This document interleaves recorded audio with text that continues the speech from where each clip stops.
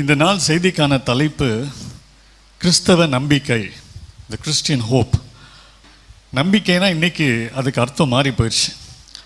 உதாரணத்துக்கு காலையில் நல்ல வெயிலாக இருக்குன்னு வச்சுக்கோமே, ஈவினிங் ஏதோ ஒரு ஃபங்க்ஷன் வச்சுருக்குறோம் அப்படின்னா, இல்லை எங்கேயோ ஒரு கேமுக்கு போகணுன்னு நினச்சிருக்கிறோம் அப்படின்னா என்ன சொல்லுவோம்? இன்றைக்கி மழை பெய்யாதுன்னு நம்புகிறேன் அப்படின்னு சொல்லுவோம். அந்த நம்பிக்கைக்கு பெரிய அர்த்தம் கிடையாது. நம்புகிறேன்னா நான் விரும்புகிறேன், மழை வந்துடக்கூடாது, கெடுத்துடக்கூடாது, அவ்வளோதான். அப்படின்ற மாதிரி இன்றைக்கி நம்பிக்கைக்கு அர்த்தம் மாறிவிட்டது. ஆனால் கிறிஸ்தவ நம்பிக்கை என்பது அப்படி அல்ல. கிறிஸ்தவ நம்பிக்கை என்பது உறுதியான நம்பிக்கை, வார்த்தையை சார்ந்த நம்பிக்கை, தேவன் வெளிப்படுத்தின வார்த்தைகளின் மேல், அவர் சொன்னவைகளின் மேல் வைக்கிற நம்பிக்கை. இம்மைக்காகவும் மறுமைக்காகவும், for the present and for the future, what is the Christian hope? ஆண்டவருடைய பிள்ளைகளுக்கு உண்டாயிருக்கிற நம்பிக்கை. உலகத்தாருக்கு அந்த நம்பிக்கை இல்லை. அவங்களும் இதே உலகத்தில் தான் வாழ்கிறாங்க.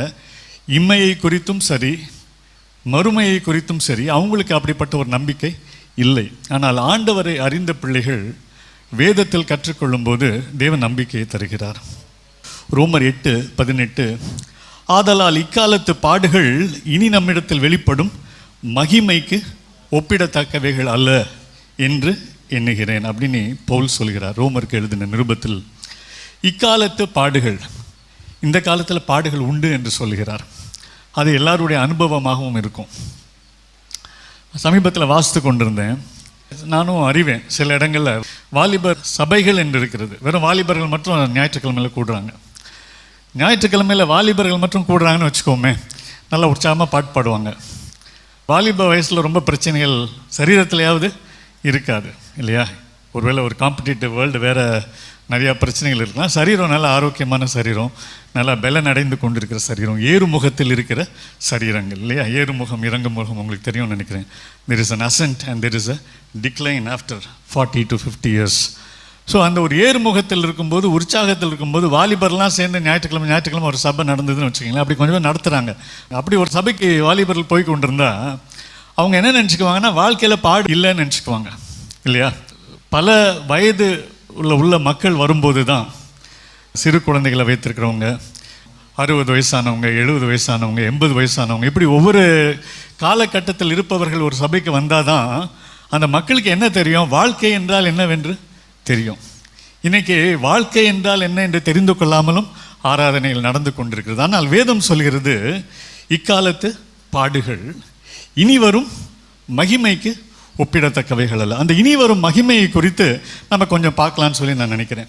கிறிஸ்தவர்களுக்கு அதிகமாக இனி வரும் மகிமையை குறித்து ஒரு ஐடியா இல்லாமல் இப்போ இருக்குது இந்த சமீப காலங்களில். முன்னாடிலாம் அடிக்கடி பேசுவாங்க சபைகளில். ஆனால் இப்பொழுது இம்மையை குறித்தே பேசி கொண்டிருப்பதனால், இம்மைக்குரிய பிரச்சனைகளை குறித்தே பேசி கொண்டிருப்பதனால், சுகத்தை குறித்து, ஆரோக்கியத்தை குறித்து, கடன்லேருந்து விடுபடுவதை குறித்து இப்படியே பேசி கொண்டிருப்பதனால், ஏதோ அதுக்காகவே ஆண்டவர்கிட்ட வந்து கொண்டிருப்பதனால் மறுமையை குறித்த அறிவு அவ்வளவு இல்லாமல் இருக்கிறது. அதனால் இனி வரும் மகிமையை குறித்து முதலாவது நம்ம பார்க்கலாம். வெளிப்படுத்தின விசேஷம் 21வது அதிகாரம் 1வது வசனம் வாசிப்போமா? வெளிப்படுத்தின விசேஷம் 21:1.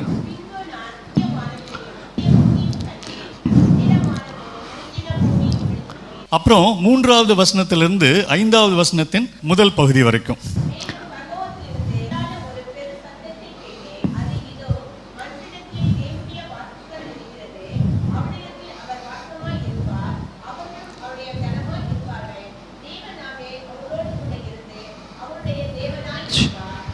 அவளுடைய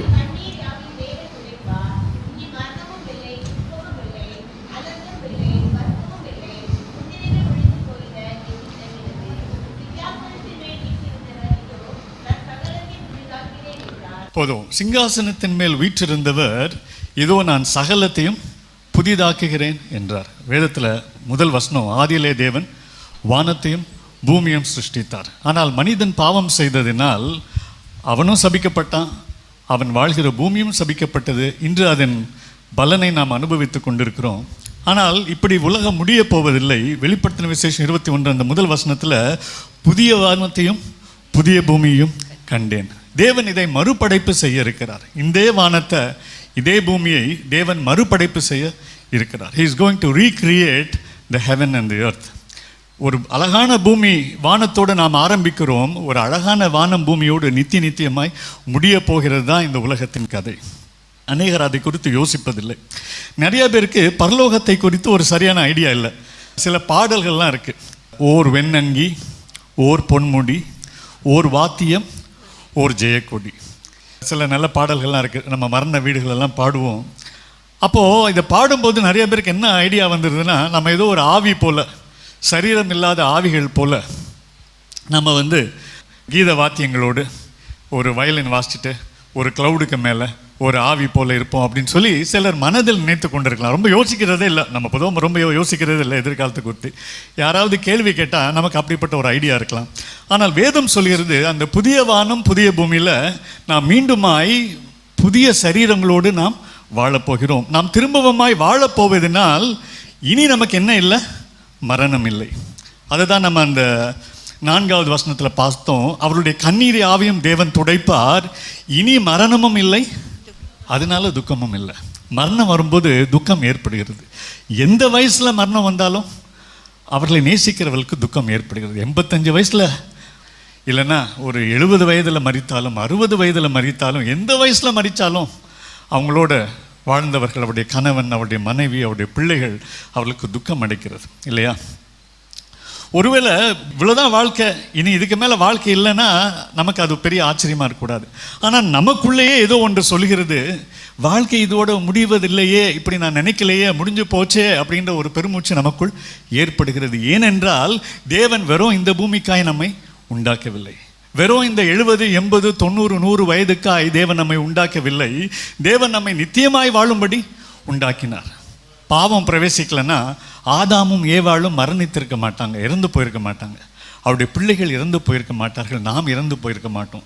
பாவம் பிரவேசித்ததினால் மரணமும் பிரவேசித்து விட்டது. ஆனால் தேவன் மறுபடைப்பு செய்து நாம் உயிர்த்தெழுந்த சரீரங்களோடு நாம் அதில் இருக்கும்போது இனி மரணம் இல்லை, அதனால் இனி துக்கம் இல்லை, இனி பிரிவு இல்லை.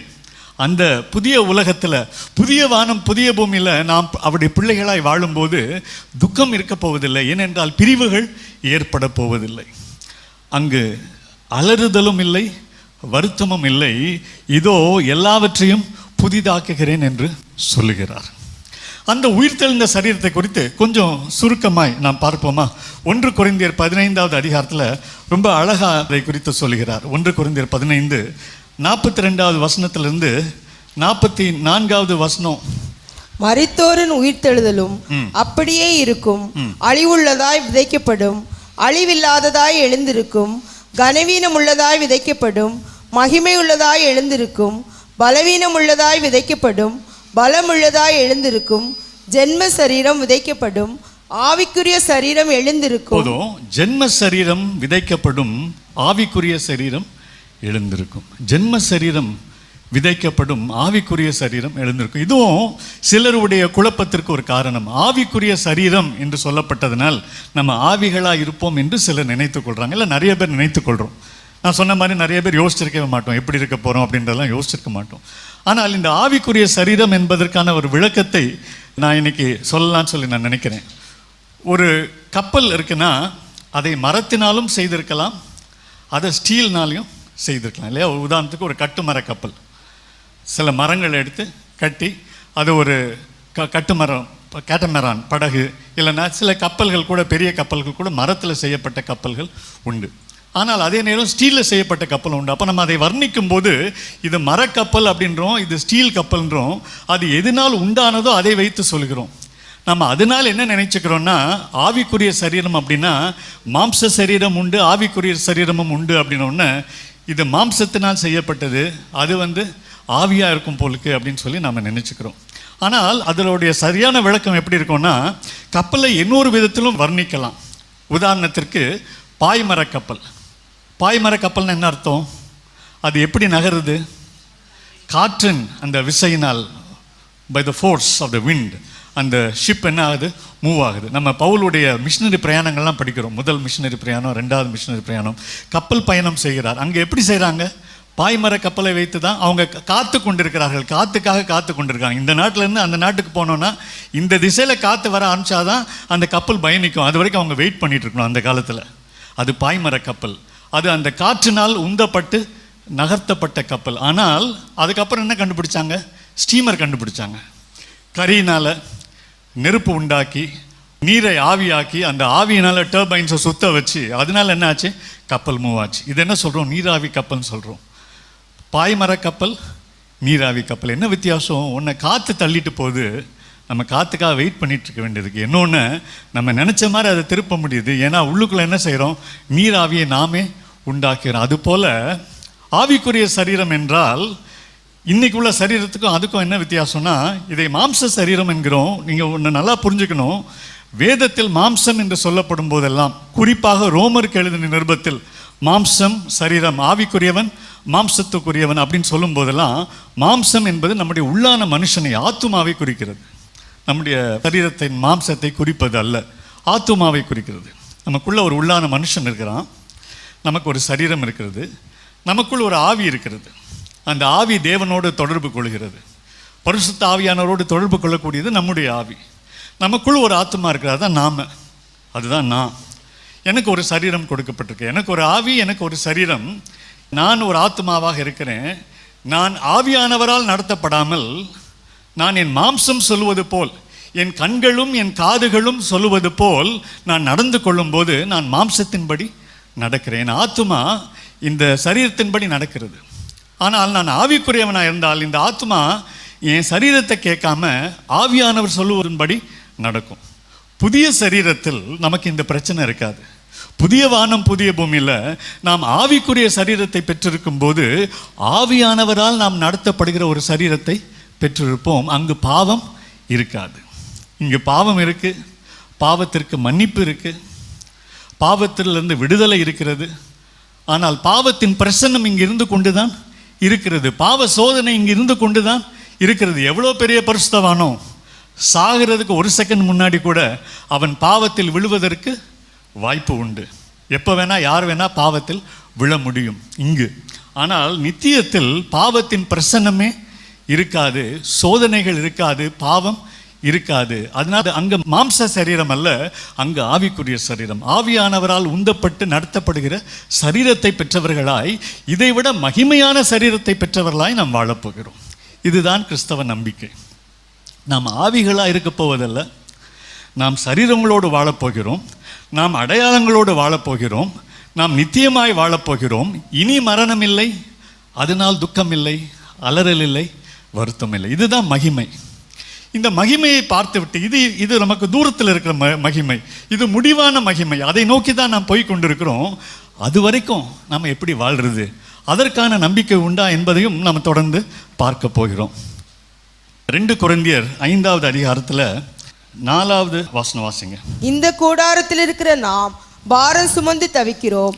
இந்த கூடாரத்தில் இருக்கிற நாம் பாரம் சுமந்து தவிக்கிறோம். முன்னாடி என்ன வாசித்தோம்? இக்காலத்து பாடுகள் இனி வரும் மகிமைக்கு ஒப்பிடத்தக்க. இக்காலத்தில் பாடுகள் இருக்குன்னு சொன்னோம்.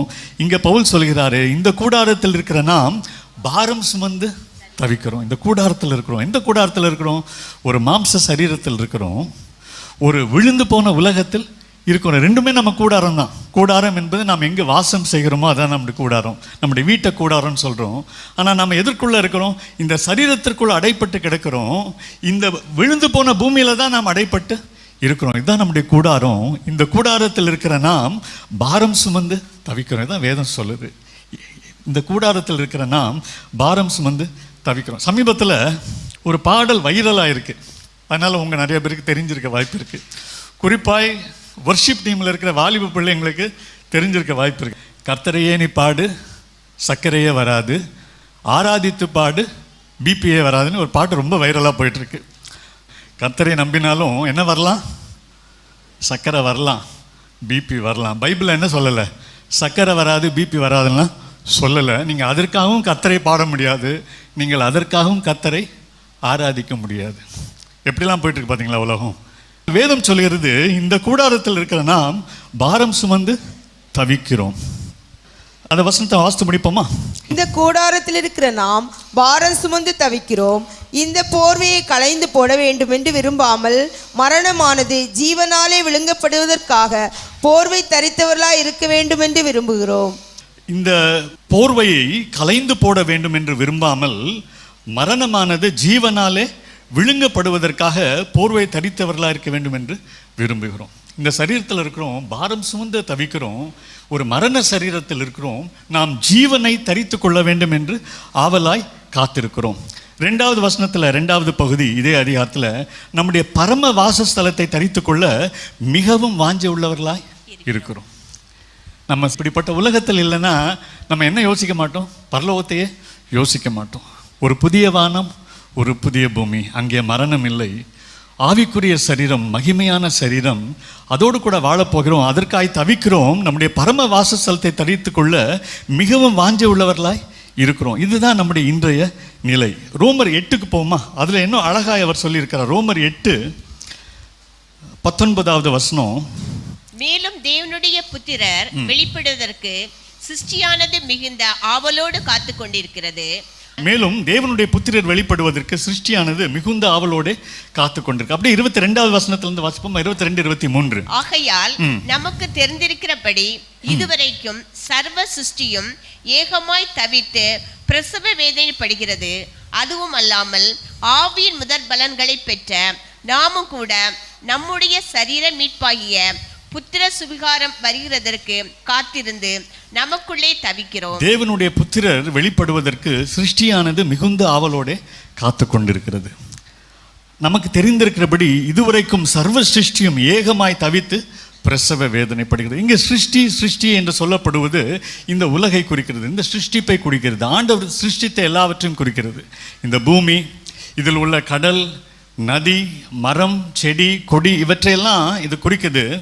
என்ன சொல்றாரு? தேவனுடைய புத்திரர் வெளிப்படுவதற்கு சிருஷ்டியானது மிகுந்த ஆவலோட காத்து கொண்டிருக்கிறது.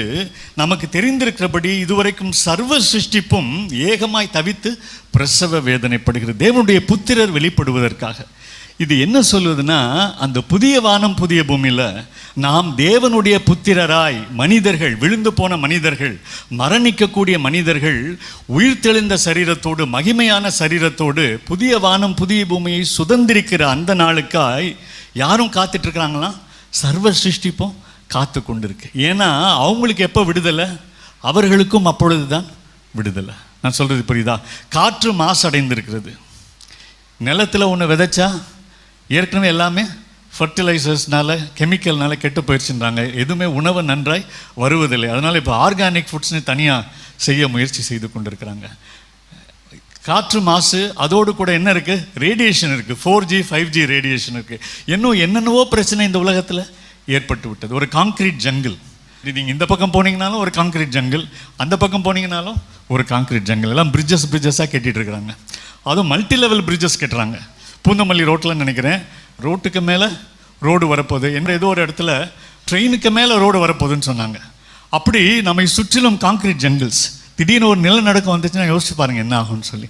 அப்படிப்பட்ட ஒரு உலகத்தில் தான் வாழ்ந்து கொண்டிருக்கிறோம். சர்வ சிருஷ்டிப்பும் தவித்து பிரசவ வேதனைப்படுகிறது. எல்லாம் கெட்டு போயிடுச்சு, எல்லாம் சீரழிந்து போய்விட்டது, எல்லாம் மீட்பிற்காய் காத்து கொண்டிருக்கிறது. அது எப்போ வருமா? தேவனுடைய புத்திரர் வெளிப்படும் போது. நாம் தேவ புத்திரர்களாய், முழுமையான தேவ புத்திரர்களாய், மகிமையான சரீரத்தோடு புதிய வானம் புதிய பூமியை சுதந்திரிக்கும் போது சிருஷ்டிப்பும் புதிதாக்கப்பட இருக்கிறது. அதுதான் இந்த வசனம் சொல்லுது. அதுக்கு அடுத்த வசனம், அந்த நம்பிக்கையினாலே நாம் ரட்சிக்கப்பட்டிருக்கிறோம். 24வது வசனம், அந்த நம்பிக்கையினாலே நாம் ரட்சிக்கப்பட்டிருக்கிறோம். காணப்படுகிற நம்பிக்கிறது நம்பிக்கை அல்ல, ஒருவன் தான் காண்கிறதை நம்ப வேண்டுவதென்ன? நாம் காணாதையே நம்பினோம் ஆகில் அது வருகிறதற்கு பொறுமையோடு காத்திருப்போம். 2 பகுதி பார்த்தோம். ஒன்று, இக்காலத்து பாடுகள் இனி வரும் மகிமைக்கு ஒப்பிடத்தக்கவைகள் எல்லாம். அந்த மகிமையில் என்ன இருக்குன்னு சொல்லி பார்த்தோம். ஒரு புதிய வானம் புதிய பூமி, ஒரு உயிர்த்தெழுந்த சரீரம், மரணம் இல்லாத, துக்கம் இல்லாத, வருத்தம் இல்லாத, அலறல் இல்லாத ஒரு வாழ்க்கை. அதை குறித்து பார்த்தோம். முதலாவது, தேவாவியால் தூண்டப்பட்டவர் அனலான மக்கள், மீட்பர் இயேசுவின் சிநேகமானவர் அனலான மக்கள், தேவ கட்டளை கீழ்ப்படிந்தவர் அனலான மக்கள், வானளாவிய காட்சி பெற்றவர் அனலான மக்கள். அபாகா அபாகா அபாகா அபாகா அபாகா அபாகா அபாகா அபா